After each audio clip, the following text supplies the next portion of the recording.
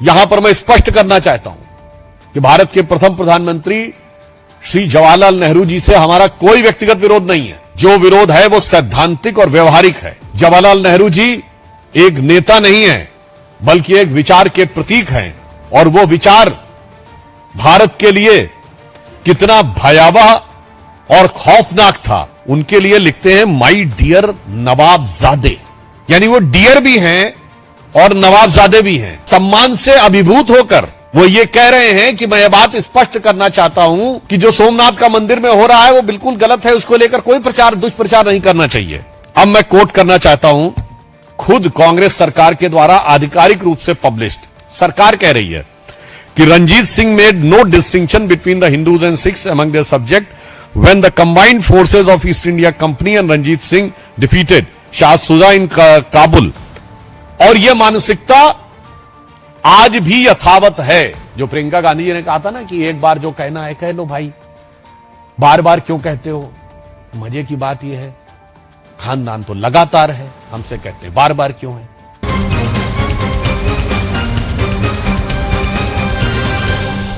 कि माननीय प्रधानमंत्री जी ने कल ही यह घोषणा की थी कि 1 वर्ष तक श्री सोमनाथ मंदिर के विध्वंस के 1000 वर्ष पूर्ण होने के बाद जो उसके गौरव की पुनर्प्रतिष्ठा हुई थी, उसके उत्सव के रूप में इसे मनाया जाएगा। यहां पर विषय मात्र एक मंदिर नहीं है, यहां पर विषय श्री नरेंद्र मोदी जी मात्र एक प्रधानमंत्री नहीं है, और यहां पर विषय तमाम विरोधी दलों के द्वारा किया जा रहा व्यक्तिगत विरोध नहीं है। यहां पर विषय यह है कि भारत का स्वरूप और भारत की पहचान और विकसित होने के बाद भारत की पहचान क्या होगी। इस संदर्भ में मैंने आज कुछ विषय आप लोगों के संज्ञान में एक्स पर पोस्ट करके लाए थे। यहां पर मैं स्पष्ट करना चाहता हूं कि भारत के प्रथम प्रधानमंत्री श्री जवाहरलाल नेहरू जी से हमारा कोई व्यक्तिगत विरोध नहीं है। जो विरोध है वो सैद्धांतिक और व्यवहारिक है।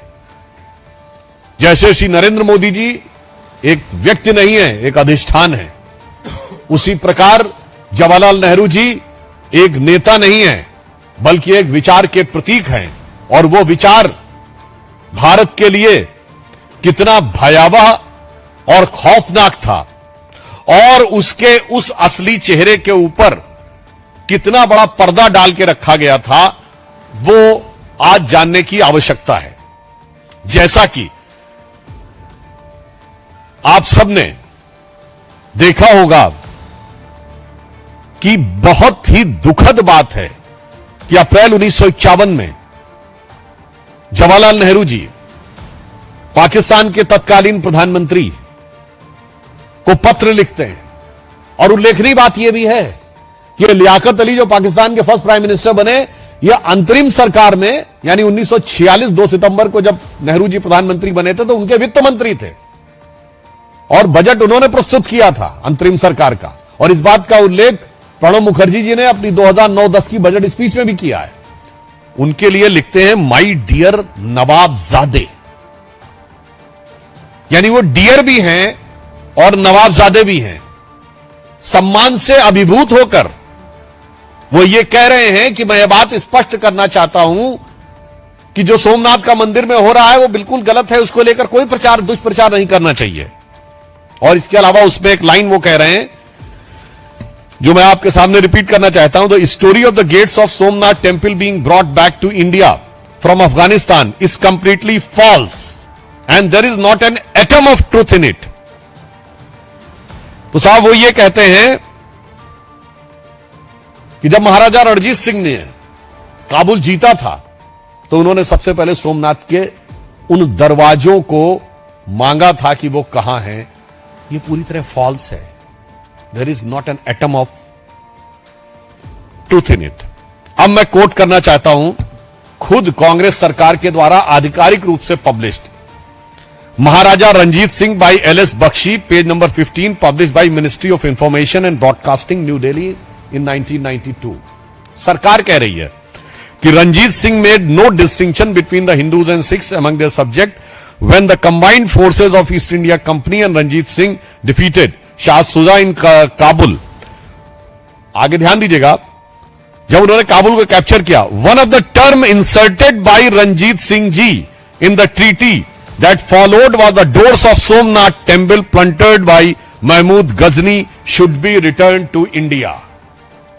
अब महाराजा रणजीत सिंह सही हैं या पंडित जवाहरलाल नेहरू जो लियाकत अली की खिदमत में उनकी मिजाज पुरसी में लगे हुए हैं वो सच बोल रहे हैं, या भारत सरकार के द्वारा 1992 में इंफॉर्मेशन ब्रॉडकास्टिंग मिनिस्ट्री के द्वारा पब्लिश्ड बात सत्य है? यहां पर विषय यह नहीं है, यहां विषय यह है उसकी आज की प्रासंगिकता क्या है, यह भी आपको समझने की आवश्यकता है। फिर जो दूसरा उल्लेख है, आपने देखा होगा उसमें के.एम. पणिक्कर जो उस समय कम्युनिस्ट चाइना में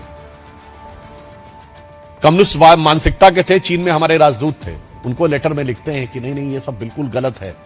अगर आप में से किसी ने जाकर किताबों में पढ़ा हो कि पणिक्कर ने जो लेटर नेहरू जी को लिखा था उसमें यह भाव था कि भाई चेयरमैन माओ को कैसा लगेगा ये पता लग के, गजब है साहब, धर्म को अफीम मानने वाले माओवादियों के प्रति क्या अनुराग है और मुस्लिम लीग के प्रति कितना नजदीकी और अजीज मिजाज है, और हिंदू मान बिंदुओं के ऊपर गिरती हुई गाज है।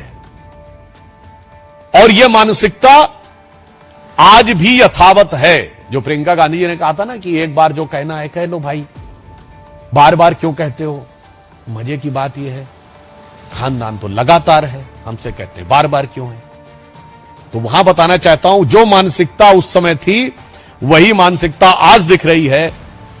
मुस्लिम लीगी मानसिकता से प्यार, जो कि गठबंधन है, और माओवादी चीन की कम्युनिस्ट पार्टी से करार, और सनातन हिंदू धर्म पर भीषण प्रहार। जो तब था वही अब है, जो तब हो रहा था वही आज हो रहा है। इसलिए इसकी प्रासंगिकता और मानसिकता बहुत गंभीर है।